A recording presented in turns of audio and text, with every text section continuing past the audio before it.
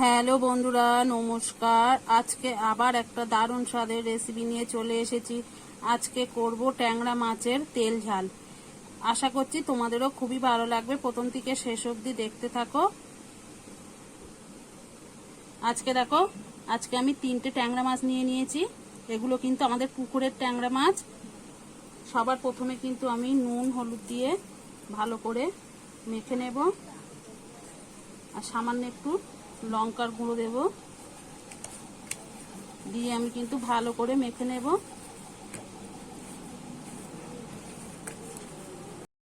আর আমি কিন্তু এখানে একটু সামান্য তেল দেব, তাহলে কিন্তু ট্যাংরা মাছটা ভাজার সময় ফুটবে না বা গায়ে লাগবে না।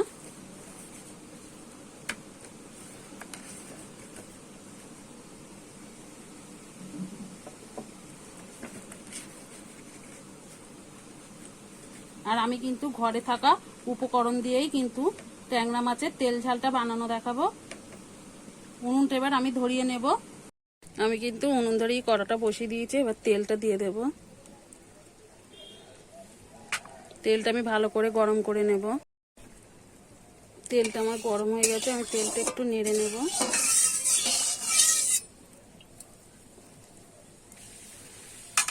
এটা তো আমার ভালো গরম হয়ে গেছে। এবার মাছগুলো দিয়ে দেব।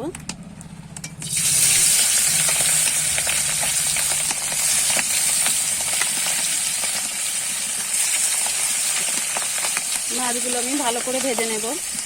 মাছটা কিন্তু আমি ভালো করে দেখো উল্টে পাল্টে ভেজে নিয়েছি। আর বন্ধুরা দেখো, কলা কলা মতো ডিম। বর্ষার সময় কিন্তু ট্যাংরা মাছের ডিম হয়।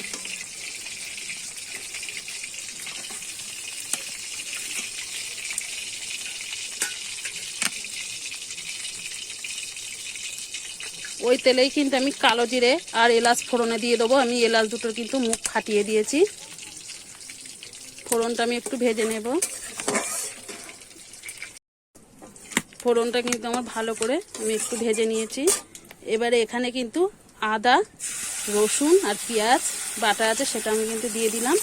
দিয়ে কিন্তু আমি ভালো করে কষাতে থাকবো।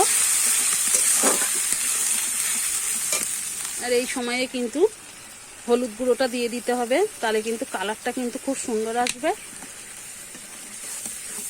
এইভাবে কিন্তু আমি আবার একটু নেড়ে চেড়ে ভালো করে কষিয়ে নেব। আমি কিন্তু ভালো করে কষিয়ে নিয়েছি। এবারে দিয়ে দেবো পরিমাণ বুঝে লঙ্কার গুঁড়ো। তোমরা যে যেমন ঝাল খাবে সেই পরিমাণ বুঝে কিন্তু ঝালটা দিয়ে দেবে। আর দিয়ে দেবো স্বাদ মতো লবণ। আর এখানে আছে কিন্তু জিরে আর ধনের গুঁড়োটা, আমি সেটাও কিন্তু দিয়ে দিলাম। দিয়ে কিন্তু আমি আবারও নেড়ে চেড়ে কষিয়ে নেব। আমি কিন্তু মশলাটা ভালো করে কষিয়ে নিয়েছি। এবারে কিন্তু আমি একটু কাশ্মীরি লঙ্কার গুঁড়ো দিয়ে দেব। এটা কিন্তু শুধু রং হওয়ার জন্যই আমি দিলাম, তোমরা চাইলে দিতেও পারো নাও পারো।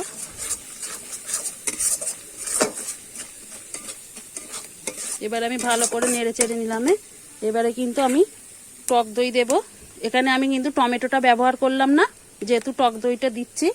তোমরা চাইলে কিন্তু এখানে টক দইটা না দিয়েও কিন্তু টমেটোটা ব্যবহার করতে পারো। আর টক দইটা যখন দেবে কিন্তু জালটা কিন্তু খুবই আস্তে রাখবে।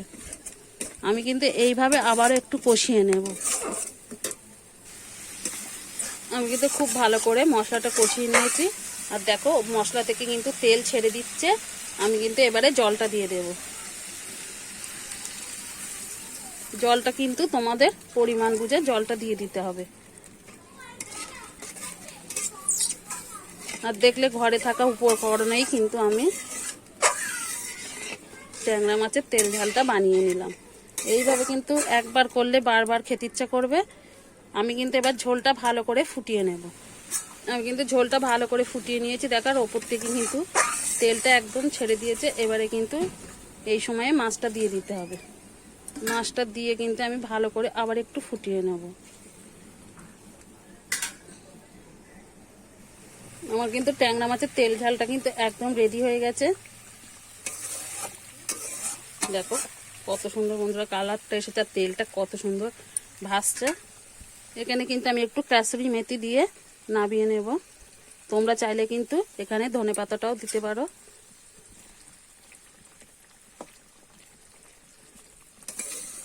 এবার আমি নামিয়ে নেব।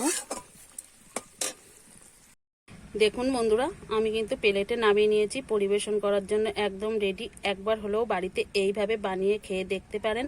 খেতে কিন্তু বন্ধুরা খুবই অসাধারণ হয়। দেখুন দেখতেও যেমন হয়েছে, কিন্তু বন্ধুরা খেতেও কিন্তু অসাধারণ হয়েছে। আর কমেন্ট করে জানাতে ভুলবেন না কেমন হয়েছে। আর একবার হলেও বাড়িতে বানিয়ে খেয়ে দেখুন। আর আমার রেসিপিটা ভালো লাগলে একটা লাইক করে সঙ্গে থাকবেন। নতুন কোনো ভিডিওর সঙ্গে দেখা হবে, ততক্ষণে ভালো থাকবেন, সুস্থ থাকবেন।